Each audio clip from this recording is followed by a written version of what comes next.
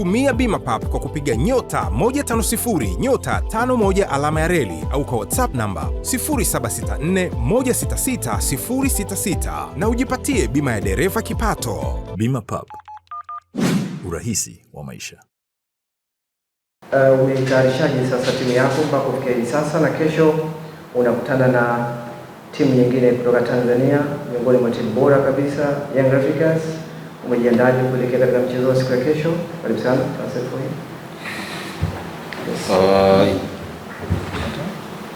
Il se demande demain vous allez jouer contre une grosse équipe tanzanienne, Yanga. Comment vous êtes préparé justement après un jour que vous avez, lorsque vous aviez joué contre Simba? Bonjour. La préparation, c'est d'abord la récupération. Aujourd'hui, on va avoir une séance ce soir. Et puis après, c'est encore une fois apporter du sang neuf pour avoir un bon niveau. On sait que Yanga est l'une des équipes favorites. C'est une grosse équipe de Tanzanie. Donc l'objectif, c'est de se mettre au niveau de l'adversaire et de faire progresser l'équipe. Voilà. Maandalizi yataanza leo jioni na mazoezi. Anajua kwamba Yanga timu kubwa nchini Tanzania, miongoni mwa timu ambayo watu wanaweza kusema itaweza kunyakua ubingwa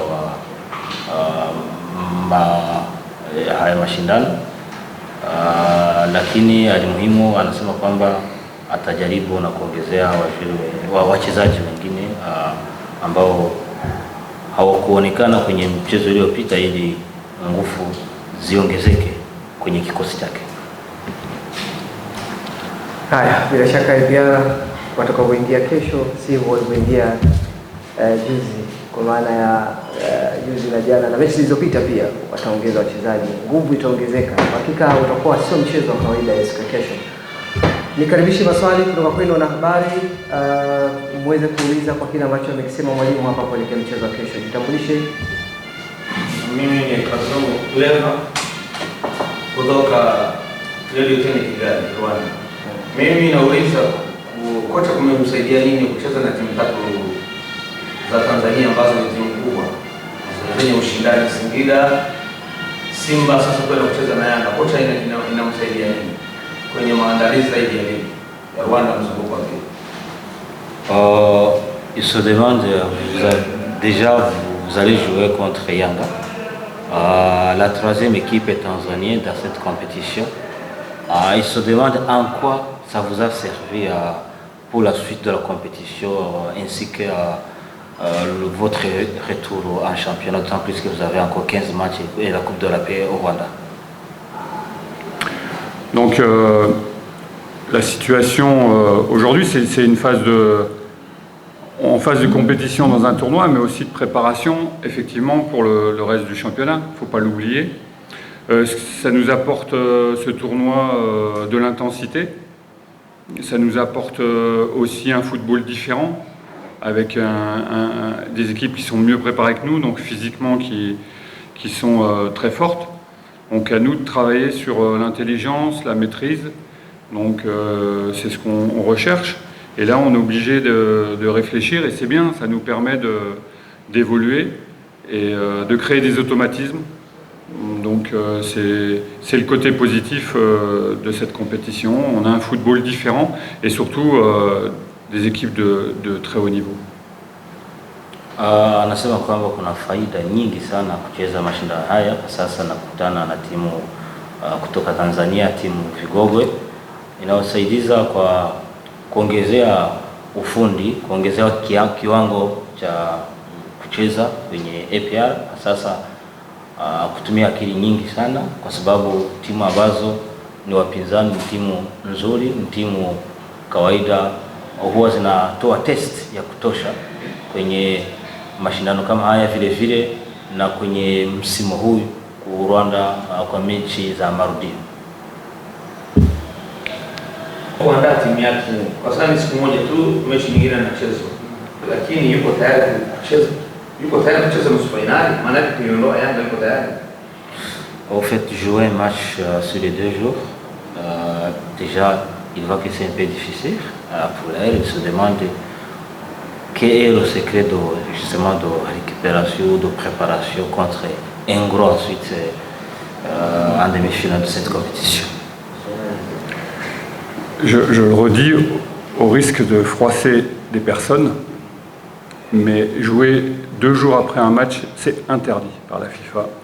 Ça ne se fait jamais nulle part ailleurs. Toute compétition organisée par la FIFA, c'est au moins 3 jours de récupération. Donc, quel est le secret? Il n'y a pas de secret. Il faut prier, c'est tout. Qu'il n'y ait pas de blessés, c'est tout. On ne peut rien faire. La machine humaine ne peut pas récupérer 2 jours après. C'est impossible. C'est prouvé scientifiquement depuis des années et des années. Donc, qu'est-ce qu'on peut faire? Prier, voilà, encore une fois. Mwalimu anasema kwamba kucheza mechi mbili au mechi tatu siku sita ni vigumu zaidi. Hairuhusiwi hata kwenye upande wa FIFA, lakini yeye cha kufanya ni kuomba Mwenyezi Mungu asipate majeruhi kutoka kwa wachezaji wake, kumwomba Mwenyezi Mungu, kwa sababu anasema kwamba ni vigumu zaidi kwa wachezaji wake kucheza mechi nyingi kwa wiki. Ingawa pia kufungwa mechi ijayo lazima afunge ili kwa sababu ni knockout. Ameandaje timu yake sasa kiufundi kuhakikisha inapata magoli kesho? Il se demande hier, vous avez eu un score vierge, vous n'aviez pas marqué, même si il y avait justement, en fait, il se demande, il y a une demi-finale, vous devrez marquer absolument pour justement passer en demi-finale. Comment vous êtes préparé surtout dans ce secteur de l'attaque? Bon, aujourd'hui, donc on va récupérer la réflexion, c'est d'avoir une qualité technique dans la dernière passe. Sur le match d'hier, si on est plus précis, on met les attaquants dans de meilleures conditions. Et puis dans la finition, on a des opportunités dans les 16-50, c'est dommage. Mais c'est ce qui est le plus dur dans le football, mais il faut s'appliquer. Et il faut surtout avoir une mentalité pour gagner, c'est-à-dire finir nos actions. Voilà. Donc c'est mental et à la fois aussi de la confiance, parce que les joueurs peuvent le faire, donc, et de la précision technique. Yeye anasema kwamba atajaribu kuambia wachezaji wake kuumiliki mpira, kwa sababu ukiumiliki mpira unapata nafasi ya kufunga goli. Lakini vile vile anasema kwamba ni kazi ya kisaikolojia, kwa sababu ni vizuri mchezaji awe anajiamini akifika kwenye goli, kwa sababu huwa anapata chances mingi, lakini hawakuweza kusawazisha. Nijaribu kuwakumbusha, lakini anaizingatia kwamba na yeye ni lazima apate magoli. Kabla tujaanza safari, wengi tukikumbuka tutahakikisha matairi upepo upo fresh, tutahakikisha spana na jeki zipo na zinafanya kazi, tutahakikisha breki zinakamata, taa za mbele, nyuma, indicator, hazard zinawaka. Hapo sawa. Wiper zinafanya kazi, tutaangalia oili, injini na maji. Tutanunua bima na bima pap ili zisome na kusomeka. Kisha gari inaoshwa. Yote hayo ni utayari wa chombo chako na changamoto za safari. Ila so kwa ajili yako wewe dereva.